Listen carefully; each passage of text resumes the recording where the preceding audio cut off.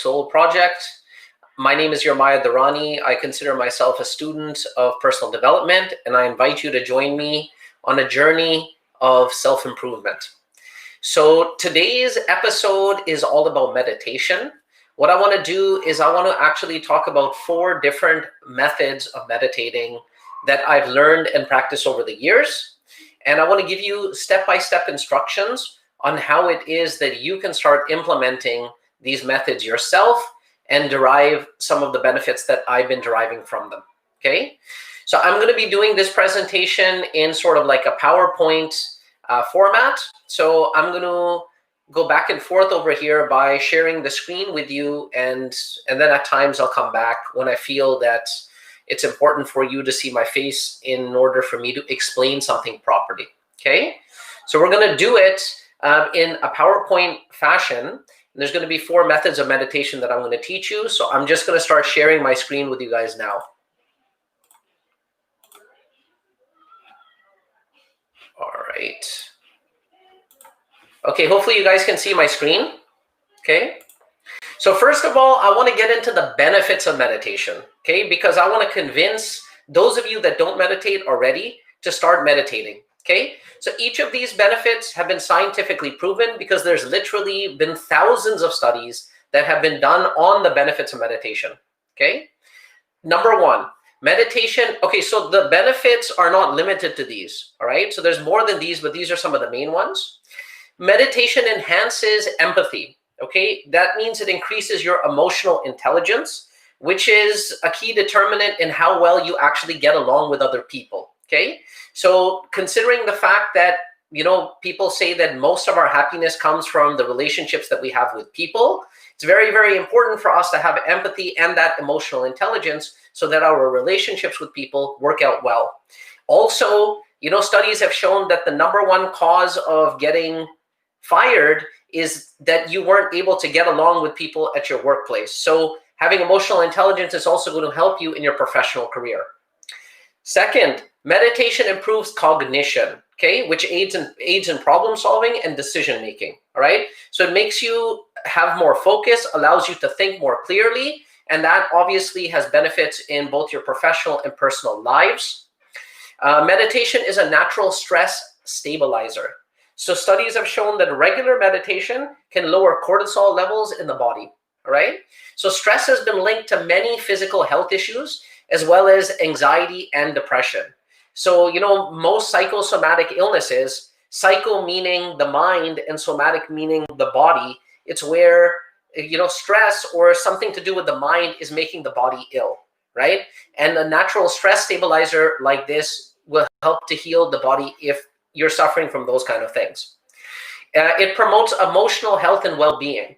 So large-scale studies have actually shown regular meditation decreases the likelihood of developing depression as it improves one's self-image and self-worth, okay? So somebody who meditates a little bit more is not going to be as concerned with what other people think of them, you know? That's why they're going to have a better image of themselves, all right?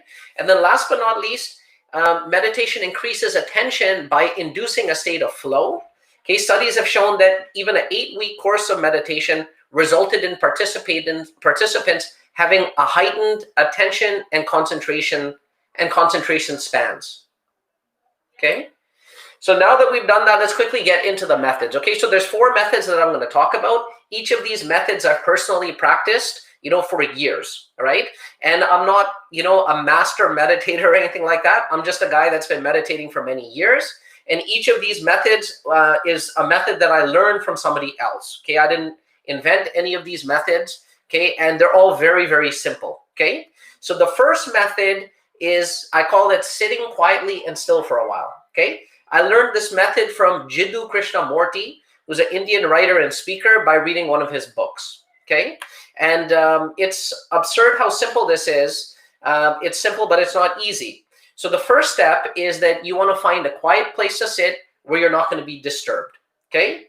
The second step is that you just want to close your eyes and you want to sit up straight. So all of these methods, you need to sit up straight and you need to be supporting your own head, okay? Your neck needs to be supporting your head. You don't want to be resting your head on something. Resting your head on something will make you go to sleep, okay? Meditation is not about sleeping. Meditation is about being very aware, actually, okay? So you close your eyes and you sit up straight in a place where you're not going to be disturbed, and then you don't move. And that's all you do. You don't have to breathe a special way. You don't have to, count sheep jumping over fences or anything like that. You just sit quietly and don't move. And then you set a timer for between 2 to 60 minutes, depending on how often or how much you've done this. And then you just remain seated for that long, okay? And this is the simplest, but I believe that out of all the methods that I'm going to bring to your attention, this is the hardest of the methods for somebody that is not used to meditating. Because once you start sitting there for about 30, 40 seconds, you're going to start to notice this inner dialogue and this chatter that you have in your mind that's going to be screaming at you, telling you that, oh, this is so boring. Get up. What are we doing? How long has it been? How much time has gone by? Oh, check the timer. And it's not as easy to do as you might think, but it is extremely powerful, this particular method. And what you will notice if you do this method is that you will notice that a time will come where you will forget that you are sitting there. You'll forget that you're over there meditating. Your mind will simply wander, and you'll almost have like an out-of-body experience. And then you'll remember that you're sitting there meditating. And when you remember that you're sitting there meditating, just bring your attention back to the fact that you're not going to be moving. Okay? So try that out. This is the first method that I learned, when I started meditating. Okay, the second method is also a very, very simple method. Okay, I learned this method from Alan Watts, right? Who is a British gentleman who is, primarily known for bringing information about Zen Buddhism to the Western world. Okay, I learned it from him in an instructional video. Okay, so basically, very similar to the other one, you find a place to sit quietly, upright, where you will not be disturbed. Okay. Once again, you don't want to be resting your head anywhere. You want to be supporting your head with your neck, and you want to be sitting up straight. Okay. Then what you want to do is you want to find a sound to listen to, such as a Tibetan singing bowl, rain, or the sound of flowing water. Okay. So nowadays, there's a lot of apps that you can get. When I was doing this, I used to just go to YouTube, and I used to type in Tibetan singing bowl. And there's many, you'd be surprised how many videos there are on YouTube of people that are just ringing this Tibetan singing bowl for like 6-7 hours at a time. And so I would just play one of those videos. I would put it in front of me. I would sit down, and then I would listen to that sound. Okay. So basically all you want to do is you want to sit still without moving, and you just want to listen to the sound. Okay. Whether it's the rain, the flowing water, or the Tibetan singing bowl. The Tibetan singing bowl is by far the most powerful of the things that you want to listen to. And I'll explain why in a second. But what you're going to find is that you're listening to this sound, you're listening to this sound, you're listening to this sound, and then after a little while, you're going to notice that your mind is completely wandering. Okay? Well, you won't notice it at first, because first the mind will wander, then you'll notice that you're completely on some other tangent. When you notice that your mind has been wandering, all that you want to do is you want to bring yourself back to listening to the sound, okay? Whenever you do that, that is like a bicep curl for your brain, okay? It teaches you how to remain focused and pay attention to something. And the reason why I said that the Tibetan singing bowl is a very powerful thing to listen to, and this is a very powerful method, is because the singing bowl vibrates at a certain frequency that will put you into a trance-like state, all right? So we have certain brain waves, and vibrations at certain frequencies stimulate different types of brain waves. We have a different brain wave when we're awake. We have a different brain wave when we're sleeping. And then we have a brain wave for when we're in a trance-like state. So if you guys have ever watched a movie like, for example, a Christopher Nolan movie, I think that's the right director, the guy who directed Inception and the guy who directed Interstellar. If you watch those movies, you'll kind of notice that those movies kind of at the end of the movie, it's like you're sitting there and your jaw's like dropping. It's almost as though your mind got blown away by the movie, and it's just a heavy, heavy music in the background. And that music is there on purpose. The reason why you feel like your mind got blown away is because that music is playing at a certain frequency, which is going to end up putting you into a trance-like state. It's done on purpose so that you feel that sort of heavy state. And that's what the Tibetan singing bowl will do. Tibetan monks have been using the singing bowl for centuries for meditation. And this is one of the most effective ways. And I thoroughly enjoyed the time that, I was meditating using this method. Now I meditate with a bit of a different method lately. Okay, the third method is mantra meditation. Okay, so this is a popular form of meditation. People that do transcendental meditation, they teach a type of mantra meditation as well. Okay, it's very, very simple. I think the transcendental meditation guys charge $1,000 to teach you how to do it. It's very simple though. I learned this method from Sadhguru in his personal development program. His spiritual program from a personal development standpoint called Inner Engineering, which I thoroughly enjoyed and I recommend to everybody to do. So, once again, you want to find a quiet place where you can sit and you will not be disturbed. You want to sit up straight with your hands facing upwards on your knees. So Sadhguru, in all his forms of meditation, always asks that or recommends that your hands be facing upwards and resting on your knees. Okay, you can sit with your legs crossed or you can sit in a chair. And then what you want to do is you want to repeat a mantra in your mind while you sit and breathe. So for example, the mantra that he recommended in his, so he has an instructional video about this particular method. It is called Isha Kriya. That's the name of this method. And you can get that. If you go to innerengineering.com or if you Google Sadhguru, you can find videos on that. So if you like this method, he goes a lot deeper into it. So basically the mantra that he gave was, I am not this body. I am not even this mind.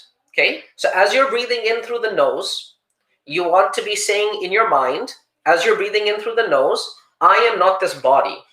And as you're breathing out through the nose, you're saying, I am not even this mind. I am not this body. I am not even this mind. And you repeat this mantra over and over again. Okay. And the reason why this is powerful is because, and this is I would say probably the easiest method for people that are just starting out.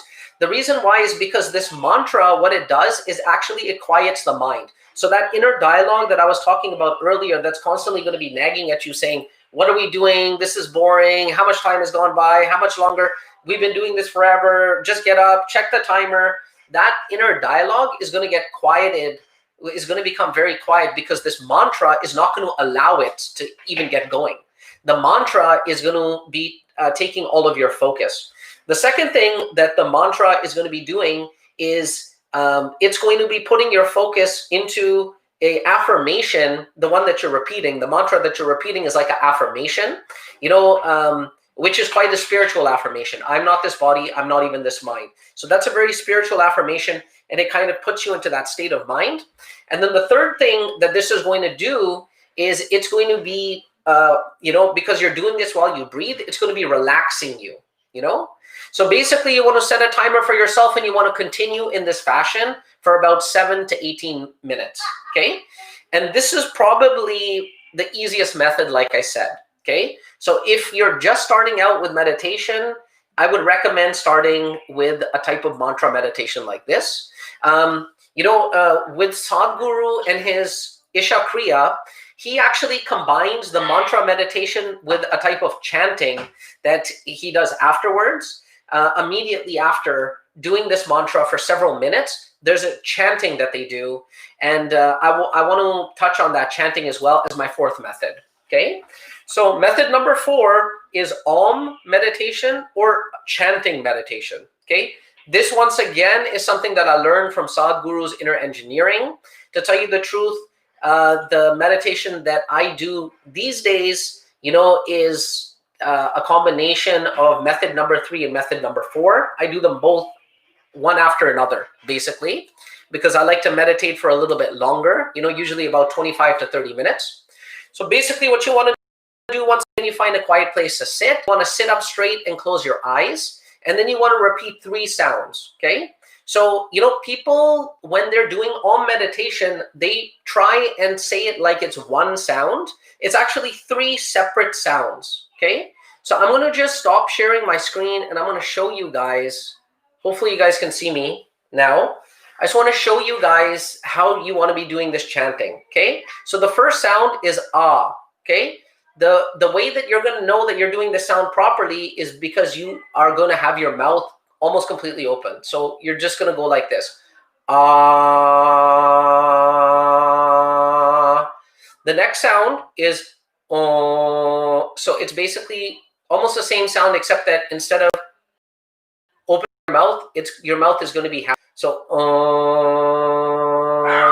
and then the third sound is with your mouth closed. You're just going to be creating like a vibration. And the reason why you want to use these 3 methods and these 3 different sounds is because each one of these 3 different sounds is going to be stimulating a different chakra in your body. So the ah sound is going to be stimulating the chakra that is underneath the navel, or just below the navel. And that one, according to these yogis, they believe that there's 72,000 energy, streams of energy going through your body, nadas they call them. And that 36,000 of them, are going in from this nostril, 36,000 are connected to this nostril, but they all intersect, at the right underneath your navel. Okay, so when you make this sound, ah, you're causing a vibration to occur underneath the navel. That vibration is going to stimulate this chakra. And even in, the Taoist, types of meditations and martial arts, they refer to this area, and traditional Chinese medicine, they refer to this area underneath the navel as the lower dantian. Okay, and they also believe that this is where your chi is stored.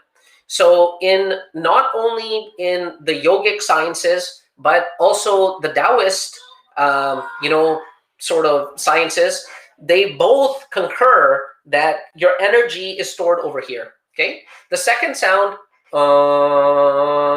stimulates a chakra over here in your chest. Okay, and then the third sound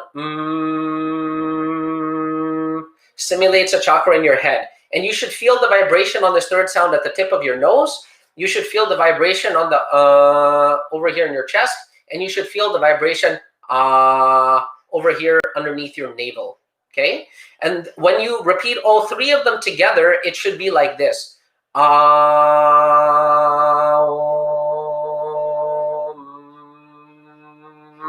So 3 separate sounds, not 3 separate sounds, and you want to do each of them for the same length of time, okay? And so this is a very, very powerful method, and I'm going to go back to sharing my screen now.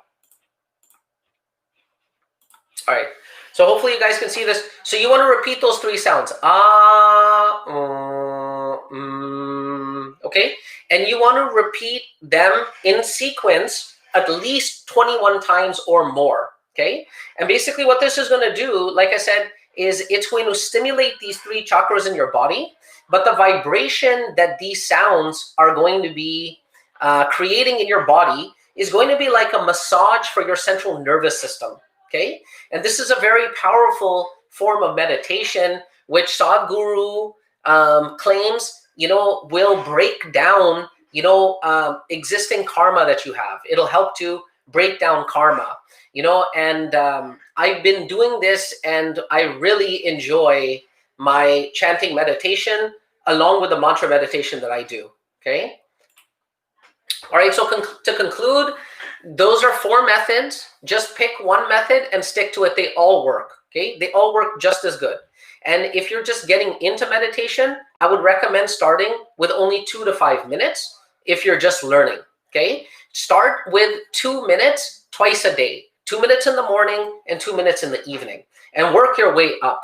Eventually, you want to get up to about 20 minutes twice a day. If you can get up to 20 minutes twice a day, you're going to start to see so many benefits that you will never, ever, actually, let me put it this way. If you can get up to 5 minutes twice a day, you're going to see so many benefits that you will never, ever stop meditating for the rest of your life. Eventually, this ends up becoming one of the things that you look forward to most in your life. And the type of peace and serenity and feelings of contentment that the meditation bring, is very difficult to replace with almost anything else in our experience.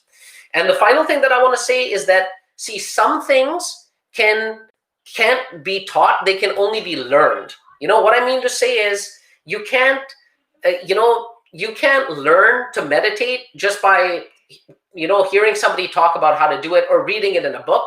You can only learn to meditate by actually doing it. So I recommend that you guys start trying to meditate today if you don't already meditate, and I promise that you guys will have tremendous benefits from it if you do so. So all right, so that's all I have. I hope that you guys enjoyed it and that you were able to get something out of it. And I want to thank you guys so much for joining me on the Body, Mind, Soul project. And hopefully I will see you guys again tomorrow. You guys have a great evening, and I'll talk to you soon.